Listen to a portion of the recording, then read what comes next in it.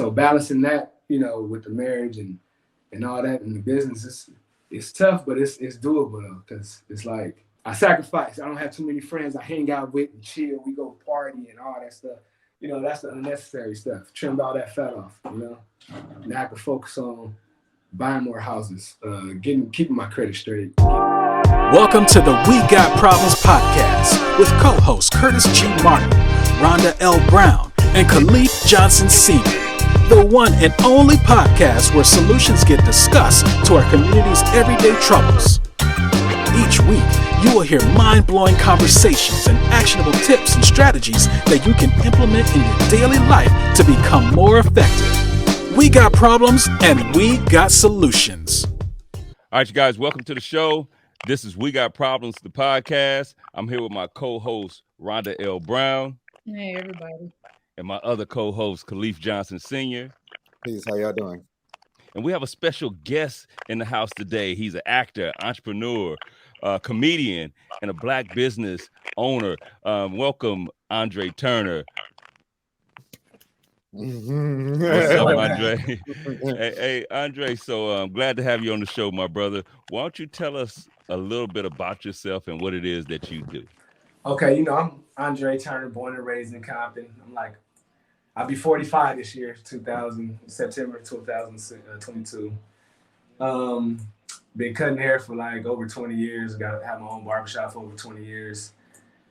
Pretty much the only job I ever had that with a paycheck was like Popeye's chicken. Graduated from Compton High.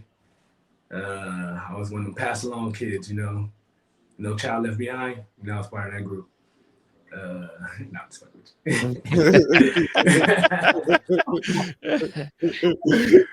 thinking dang, were they even doing that back then? no kid left behind. I was one of them kids. I went to classes. You say here, you get credit for that.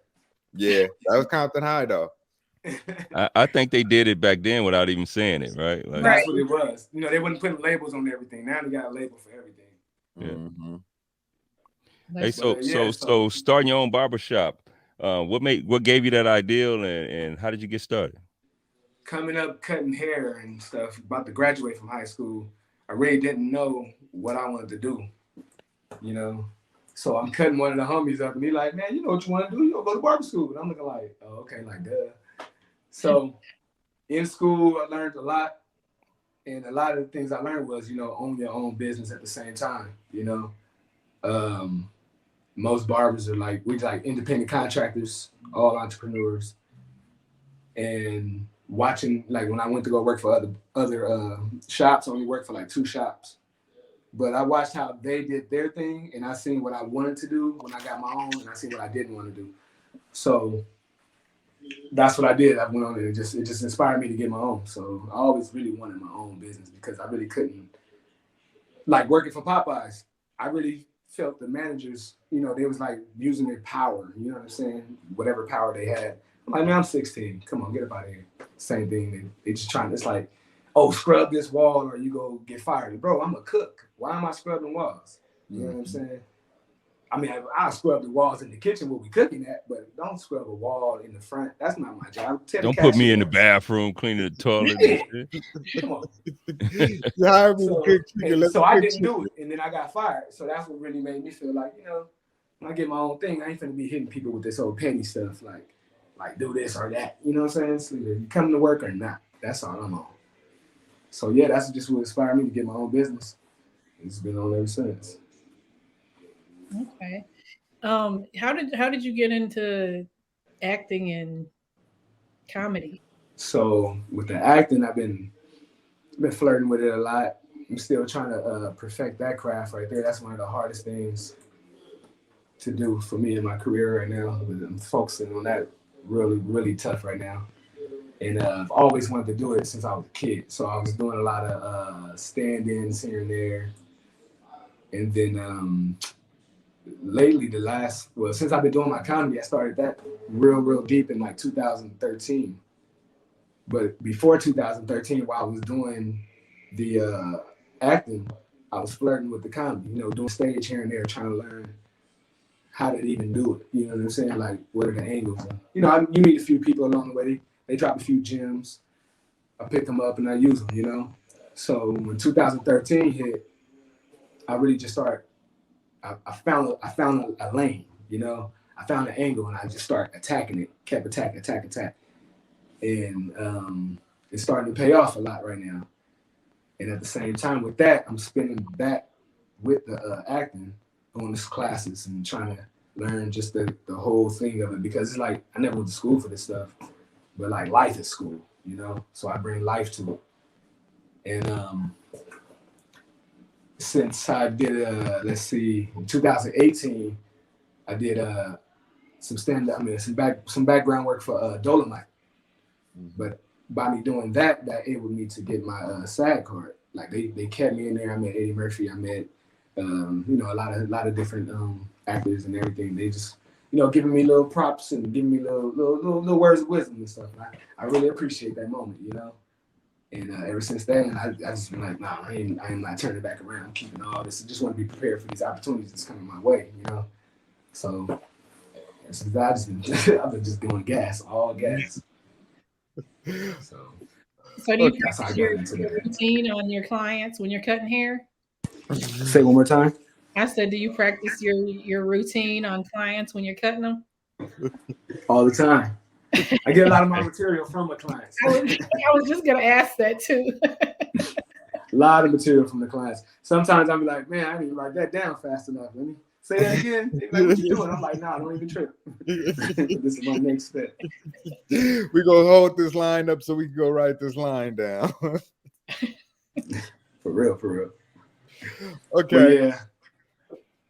Go ahead. Just tired of my customers. Like, I just don't like when they come to the shop and just try to, get me drunk and shit. Everybody want to bring a bottle. Dre, I got a bottle. We got the bottles, and then expect me to line them up straight. I'm gonna give a perfect line still, though. It might be a little edgy, a little wavy. Well, don't be coming here with a fifth of Remy, man. And thinking I'm gonna do a straight line up. Okay, so bro, you've been my big bro for 30 plus years, so I know a little bit more about you than my other co-hosts. So, talk a little bit more about, like, last month was Women's Month, and we gave a lot of love to the queen. So this month, let's go ahead and focus on some of the kings. Talk about how it is balancing being a husband, an entrepreneur, and a father. Talk about that a little bit, because everybody ain't doing that, bro, successfully. Let's see. It's still tough trying to balance a marriage and want to still follow my career like I want to. I'm not saying it's not doable, but it's tough because I still want to give her all her time. And that's one thing us as men, we gotta really know what her time is with us, and we need to press that line like no other. And I'm still learning how to perfect that. I'm good at it though, but I'm trying to perfect it to where it's not even a question about time, because like right now I'm at work, I'm in the interview with you guys, but I got I got to get myself back to the wifey, you know what I'm saying? Mm-hmm. So she can have the rest of me that can't nobody have for like the whole day, you know what I'm saying? And it's like a precious moment, like, because sometimes women be going through certain things like mentally that they really can't express to nobody else but you. And if you're not there for them to express that, then it's like more things they got to worry about and stress about, like, dang, I can't really vent this out right now. Or, but it's fun and it's easy because I make it fun. I make it easy. I don't make it a problem.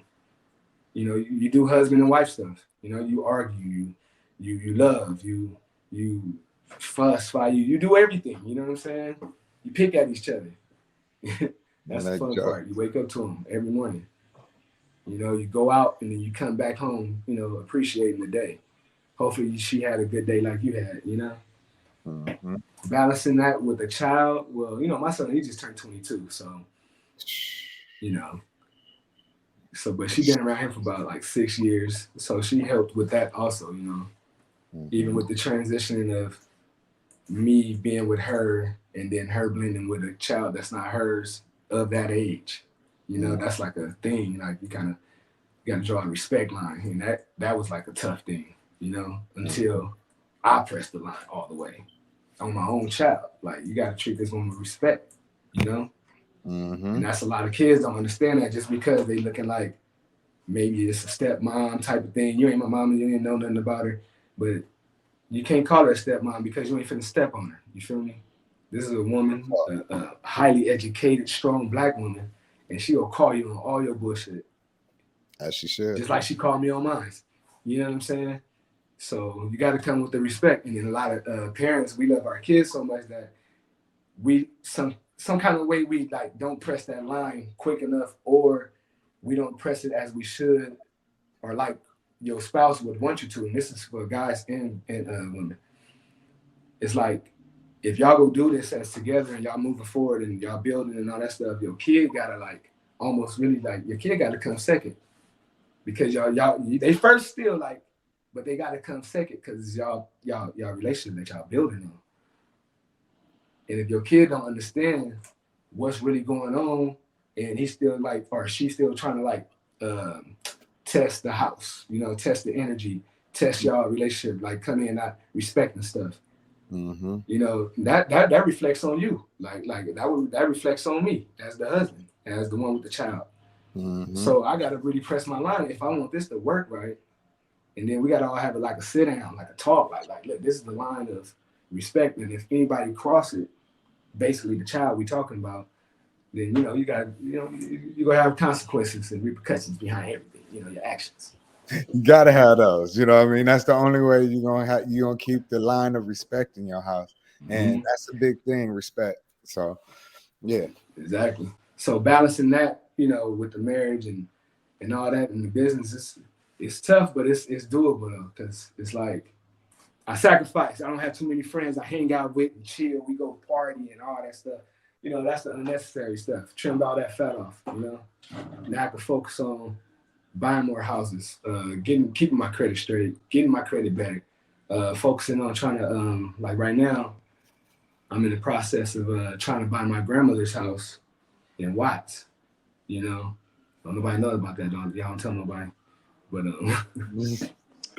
but hopefully, if you know God bless it, then we own. You know, but that's the stuff I want to like tell people and let them know. Like you know, you need to build on stuff like that. You got a spouse and y'all about to build and y'all want to really do your thing. You know, run it, attack it. You know, analyze it. You know, project. Because nobody left us nothing behind on the low.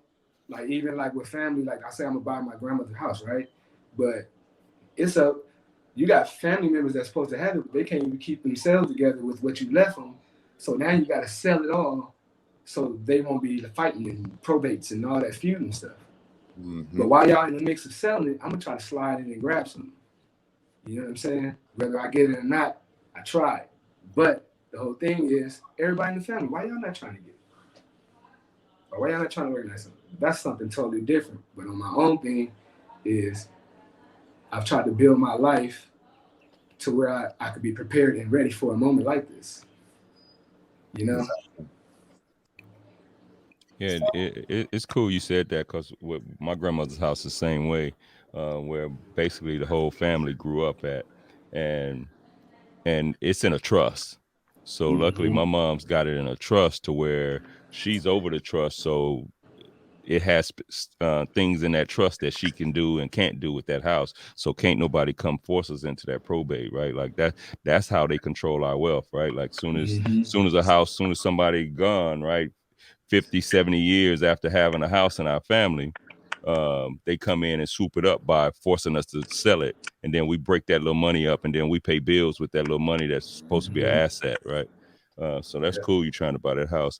But I think I want to take my question to, how is it on stage as a stand-up comedian?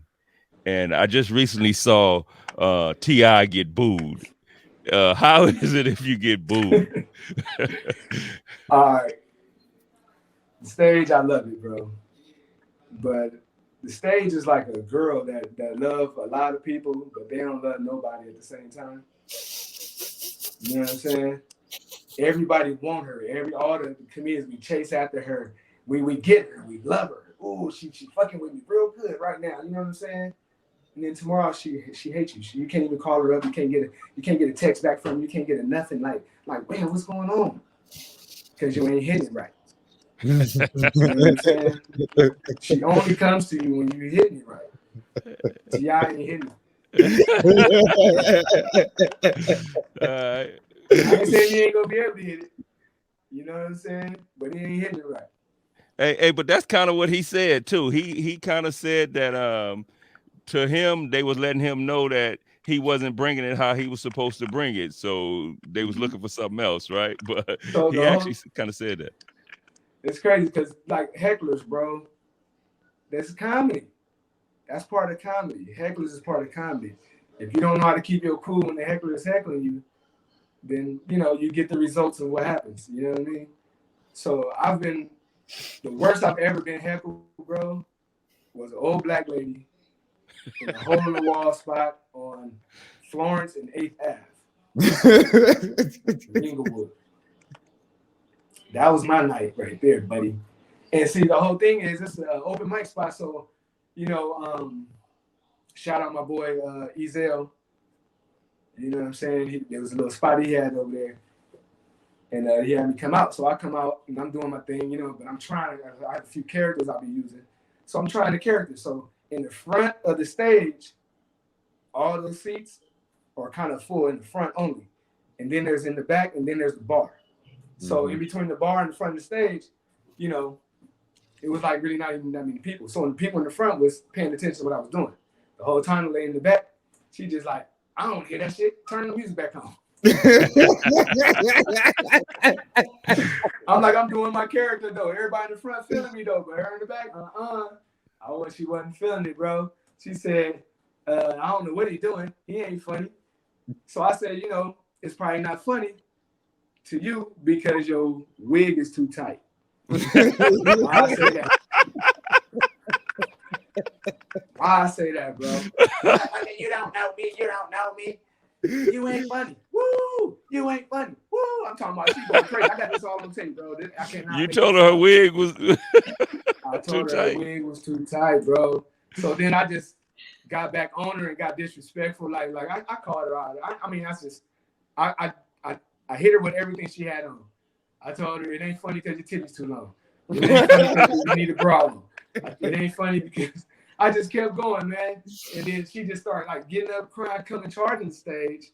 And I'm looking at the security like, y'all ain't gonna stop this lady. Y'all know I used to do MMA. Like, I ain't finna hit nobody, but man, I'm gonna protect myself. So then the comedian homie, he walked up to her like, hey, you can't be messing with my comedians, man. You can't be messing with my comedians. Leave Andre alone. And then they got her away. But I'm looking like, dang, man, I'm in here doing this comedy. I got on a red shirt. I got on a red hat. I really don't know where I'm at like that. You know what I'm saying? I'm like, man, is this the blood hood or the crib hood? That's somebody auntie over there. You on 8th Ave. You know what 8th Ave is. Stop playing. I got to get out of here safely. But it all turned out cool, man. She calmed down and shit. I bought her a drink. There we go. That's I was just thinking that too. Yeah. That's all she wanted. Drinking music back on. Mm-hmm. But yeah, so I handled that moment the way I did though. But what I didn't do was I didn't get into like a argument of back and forth, tit for tat, nasty, being disrespectful, super disrespectful. I just said what she had on. Everybody laughing at that, but it's just a way you gotta handle a heckler. And from that moment, like I didn't do comedy for like 2 weeks. On the real, I'm looking like damn, all I kept hearing was, woo, you ain't funny. Woo! Woo! Oh, man, I can't wait to do a skit about that. But on the real, bro, that was too hilarious. But a couple of my comedian partners, they, you know what I'm saying? It's like the gym, bro. Get back in. And that's even with T.I. I'm like, man, okay. But see, with T.I. to me is like, he don't need to be doing these big stages yet. Like you're a celebrity, you're a rapper, you got big stage access to do raps, big stadiums, all that. But your comedy ain't there yet. So kind of do holding walls, moms and pops, get to know the feeling of being a comedian. Like I've been doing this for 10 years and she just now starting to let me hit right. You know what I'm saying? Like, I wouldn't want those opportunities that T.I. got for everybody in the world to be like, boo, you ain't funny. Like, the lady in the thing, she made me, okay. I hate for that to go viral. But, you know, with love it probably at the same time. But, like, especially if I'm T.I. Like, my name is T.I., nigga, I'm somebody. But in the comedy world, you just like the rest of us, nigga. You worse than everybody else. You just a funny dude with no name. Man. So but that's what I'm saying. It's like a lot of people thinking they could just jump in that game. Like me right now, I can't just jump in to be a DJ host and got the best mixes and all that stuff. I can learn to probably do it, but I can't just jump in it. I can't be LeBron without doing the crossovers and learning. You got to pay your dues. Shit, I gotta learn how to dribble, nigga. When I was playing basketball, I used to bounce my head and dribble the ball at the same time. Like the coach be like, nigga, stop bouncing your head. Why you dribbling that ball? Anyway. So do you use that experience with the lady? Do you use that as like a piece in your jokes now?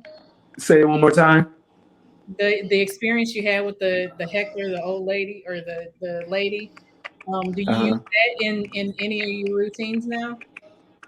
No, I don't use it for that. I'm using that for a skit. Okay. You know, and plus that happened so long ago. That was like in my early stage. That's probably like 2014 when that happened. You know, so I mean the skit would be more funny. Right. You know, to me. Okay, Drebo, like you grew up in the city. Do you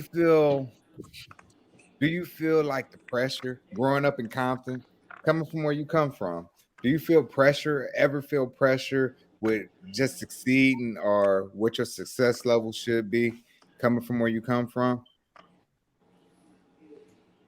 It depends. Yeah, it was a lot of pressure on me. A whole lot of pressure. Because I was always told that I couldn't do it. I was always told I was gonna be like a certain group of people. You know, I was always told a lot of stuff. Like I grew up right in the heart of all the mischief, but I was always told this is what I was gonna be, and that was the pressure. But I had to flip all that and turn it into no. You're not gonna tell me what I'm gonna be. You don't dictate my life. I'm gonna show y'all what I'm gonna be. Slapping all y'all in the face and told me I couldn't. And I'm not even gonna talk about it. I'm gonna just do it, let y'all see it. And then the same people, swear the same people that told me what I was gonna be, they just be having it's a long jaw I see every time I come around. This ain't even like people, this is like family. Like family. When I say a certain group of people, I'm talking about people in my family. Oh, you're gonna be like them, you're gonna be like them. The ones that didn't go the route that, society said you're supposed to go. But one thing I did learn was we all have the power of choice. And I didn't choose to do what those people did. I see what they did. And I chose to see what they did and use it as if that was me. Nah, I don't want to be like that. I don't want to do that. In and out of jail. Not focusing themselves on going to college or some kind of education past elementary or past junior high, past high school, past college. Knowledge is a continuing thing. You can't even stop it. And I just, like the way we grew up, the pressure, bro, like, I don't even look at it like, I say yes, but I didn't look at it like I was being forced to be good. It seemed like they was trying to pressure me into being like the other people. Into being like, the way you saying it, you're going to be like this, you're going to be like that. What about instead of you look at them as an example of not to be like, and try some of this stuff here. Dre, here, read a book. You know what I'm saying? This book right here on Rich Dad Poor Dad. You 16, read this, or even if it was out back then or however it go. Something positive to say. But I'm not saying everybody gave me positive, a negative, you're going to be like this. But to the ones that applied that type of pressure, run right past them people. Hey, so being a comedian, for me, going to the comedy clubs, it's kind of therapeutic. I get to laugh. I get to hear some jokes. You get to see them take real life situation and give their perspective. Now, is it therapeutic for the comedian himself when he talk about these issues? Very, very. That's why most comedians will do it for free. You know what I'm saying? Like it's like if I go too long without jumping on the stage, I feel like, dang, I'm missing something. You know, got to get up there. I got to vent this out. I remember a couple times I had a situation with a female friend or like something, you know, regular. So I got on stage and like vented it out, and that was one of the most best sets I done did. Like you know, it was because it was real life, it was true, and it was the energy of it coming out. Like, you know what I'm saying? So yeah, it's very therapeutic for a comedian to get up there, and that's why most of the times you can relate to some of the stuff we're talking about because you be going through the same thing. Yeah. So to backtrack a little bit on what you were saying about how you wish, you know, instead of them saying what you're going to turn out to be, them giving you a book or you know something like that. When you cut on like youth, do you pass on like different messages on things that you would have wanted to know? As much as I can, and all the time, whatever knowledge I can grab up, and if I see an ear open, I'm running my mouth. Can't even give me a stop passing the knowledge. Sometimes I be saying the stuff and they don't want to hear it, but then they be like, wait a minute, he really saying something. You know? So yes, totally. I try to put as much positive anything out as I can. You know, I get a little negative nowadays just to see what they do, just a response like, oh man, yeah, you know, you should go rob a bank, bro. See what the outcome gonna be. You know what I'm saying? Then I be like, man, you really want to go rob a bank so you can see what the outcome gonna be. You know what I'm saying? Like, get out of here, bro. What you gonna do? You ain't. Then I give him the why he shouldn't, because like a lot of people they say they want to do stuff. Like a lot of the youth listen to all this music and the music telling them what they should do or should, you know. And they think they can just go out there and do it. Like, okay, now you got a gun. Now you finna go rob the bank. So when you get in the bank, it's a gang of people in here. What you gonna do? You rob them? It's your whole nervous system in the inside, your heart racing and all this stuff. You ready to handle what's gonna happen? Grown folks in here, police, somebody. Everybody got a gun. Somebody might just shoot you in there as soon as they know that you're robbing the bank. Mm-hmm. Or you might shoot somebody. Are you ready to handle what's going to happen after? You know what I'm saying? So that's how I get at them. I'll be like, yeah, go do that, bro. But now let's run why would you want to do it and why should you do it or not, you know? And that's some of the ways I try to tap into the youth on some of the information about the BS that they about to get themselves into. And they're still listening, whether you think they are or not. They're still listening. They listening. They listening, whether you realize they listening. They listening. I my whole life of being a barber, you know, I feel like somewhat of a counselor to some of the people that's like been asking questions. I try to give out positive notes, right? But the gym is in all the thing I love most about it. Yeah. I'm on the interview. Most thing I love about it is the 4 years later, the year later, the 6 months later, when they come back to me and be like, hey, Dre, or I get a text, hey, bro, thanks for that advice, or you helped me out with this, or good looking, bro. Like, dang, man, because I was kind of lost at this moment, and you said something that made me even, you know, think different, and stuff like that. So yeah. Okay. So with the career, like, what are some of the things you're aspiring for? What are some of the things you have coming up, and what are some of the things you have lined up for the future? Like, what are you doing with the acting? What do you have coming up? Well, I'm inspiring. Like I say, I'm trying to inspire to be the next Idris, Denzel. You know, anybody that's like, you know, trying to do a good thing with their acting. But that's what I'm aspiring to be. So right now I'm just putting forth into hitting these classes up, trying to learn this on-camera thing, trying to book these auditions, and that's it with that right there with the acting. And at the same time, I'm writing my own shorts, and I got a little something I can't talk about in the mix with that, but I'm gonna start showing like little snippets of it. It's called Habibi Kaboom. There's a guy from Jordan, you know, born in Jordan, raised in Compton.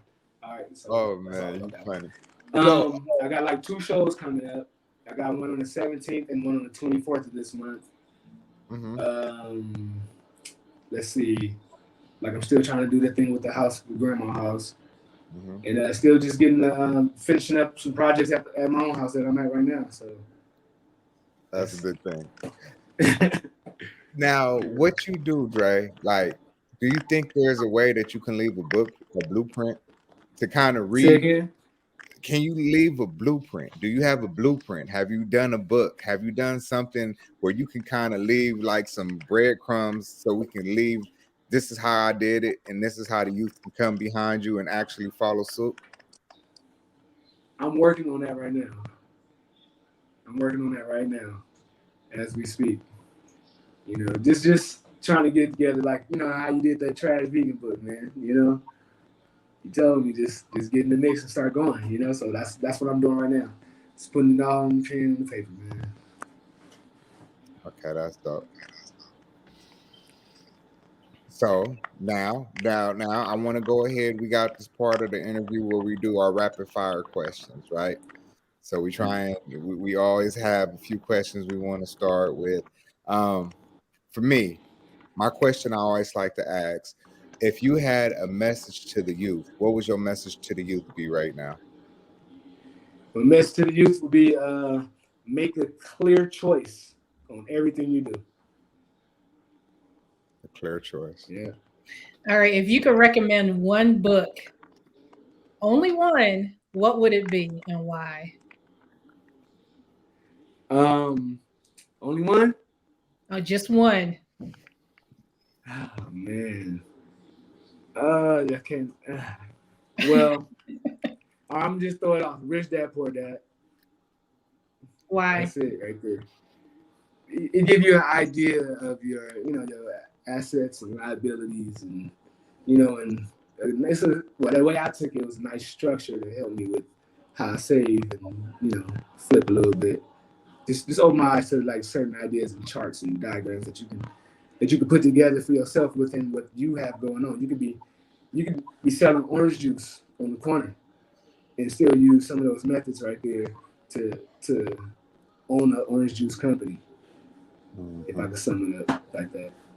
All right. So what's your favorite stock or cryptocurrency that you would recommend us investing in? Man, there's so many out there and so much to learn about that stuff right now. So I just, you know, I still got money spread around in that stuff. So it's like I can't really recommend anything right now at all. You know, it just spread around. You gotta like, it's like throwing a rock and see who get hit. Okay, so Crowd of people, you know. You funny. If you had a message to bridge the gap between the older generation and the generation that comes with us and behind us, what would that message? What would you want to talk to the elders about? I would tell the elders to respect the youth that's coming up, and respect respect what they left behind for the youth to pick up.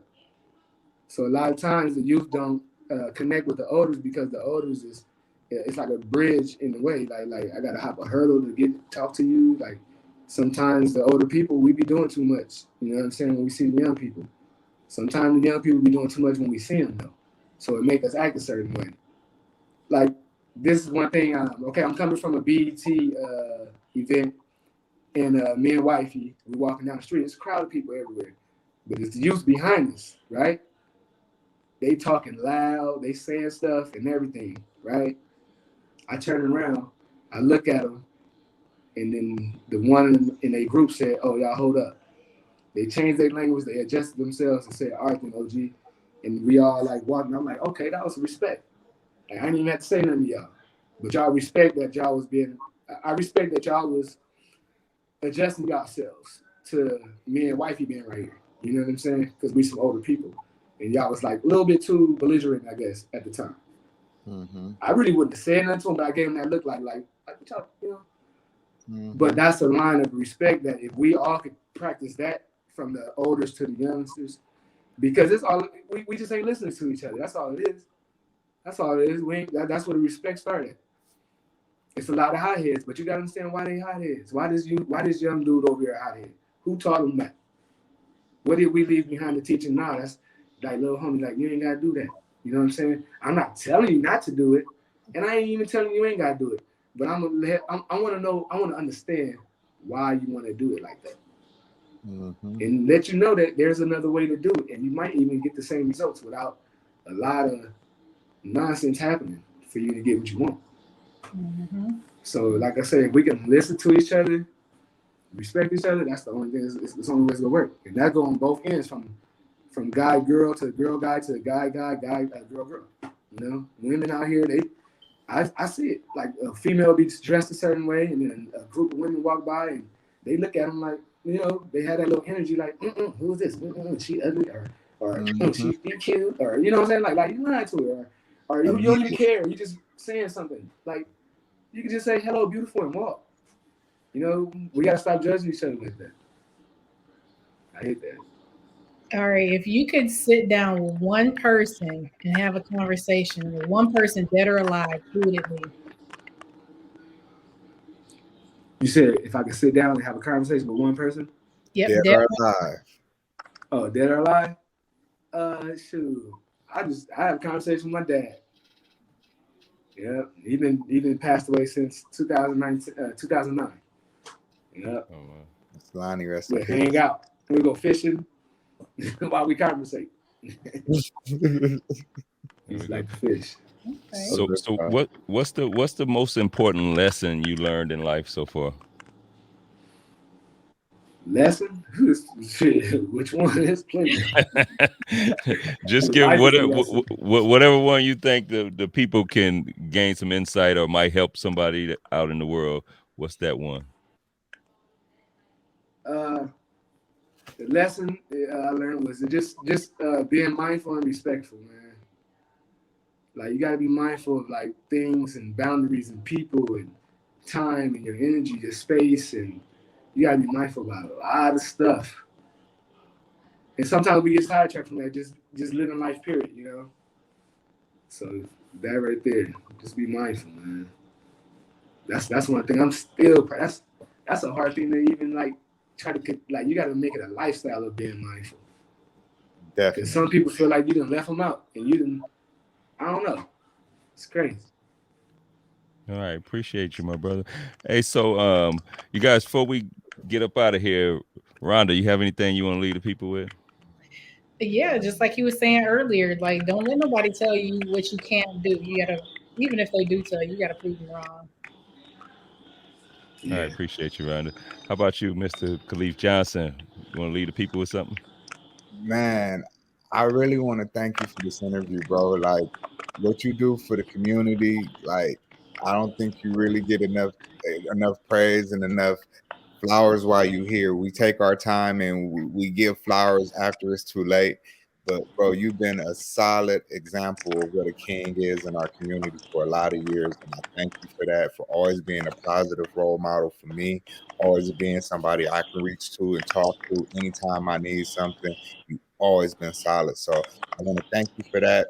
I want you to keep on doing your thing on stage, acting, everything you do as far as being a father. Like you are a phenomenal example of what we need in our community to build off of. So I just want to thank you for that. And yeah, let the people know where they can find you at.